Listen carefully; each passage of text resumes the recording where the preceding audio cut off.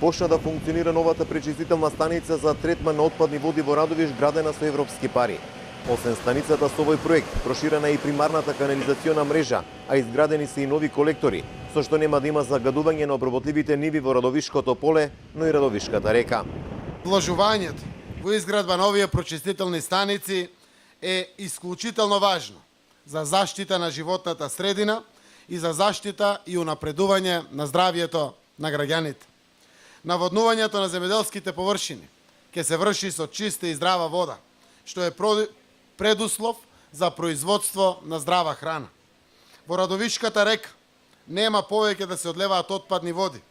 Вкупната вредност на станицата во Радовиш изнесува 6 милиони евра. 5 додели Европската унија, чиј амбасадор Самуел Жбогар подлежа дека и во иднина се планира поддршка за овој сектор во Македонија. Помошта за овој сектор останува да биде наш приоритет и во наредните години, со одведени повеќе од 113 милиони евра. Заштитата на животната средина е наша заедничка цел, истата може да ја оствариме само преку заедничка работа. Станицата ќе биде со капацитет од 25.000 жители и ВТА групи ја има изградено според највисоките европски стандарди. Општината стекна драгоцено искуство, доби значајна инвестиција и успешно реализиран проект.